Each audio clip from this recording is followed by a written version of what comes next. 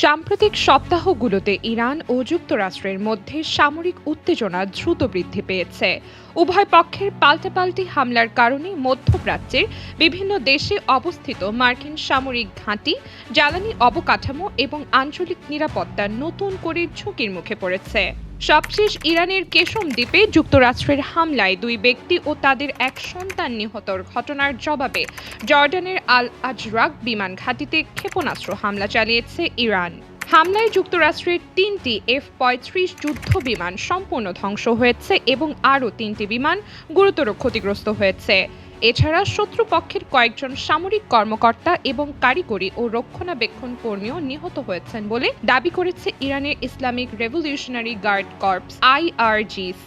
ইরানের রাষ্ট্রীয় বার্তা সংস্থা ফার্স্ট নিউজ এজেন্সি প্রকাশিত এক বিবৃতিতে IRGC এই দাবি করেন। তবে কাতার ভিত্তিক সংবাদ মাধ্যম আল জাজিরা জানিয়েছে তারা F-35 যুদ্ধবিমান ধ্বংস, হতাহত কিংবা ক্ষয়ক্ষতির বিষয়ে IRGCর দাবিগুলো স্বাধীনভাবে নিশ্চিত করতে পারেনি। IRGC জানিয়েছে ইসলামী ভূখণ্ড থেকে শেষ মার্কিন দখলদারকে বিতাড়িত না করা পর্যন্ত তাদের সংগ্রাম অব্যাহত থাকবে। এদিকে যুক্তরাষ্ট্রের বোমা বর্ষণ ও সামরিক চাপ সত্ত্বেও হরমুজ প্রণালীতে ইরানের পূর্ণ নিয়ন্ত্রণ ও কর্তৃত্ব এখনও অটুট রয়েছে।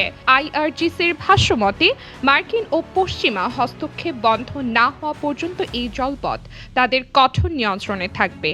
আয়েশা নিঝুম, নিউজ ডেস্ক, দেশ বাংলা।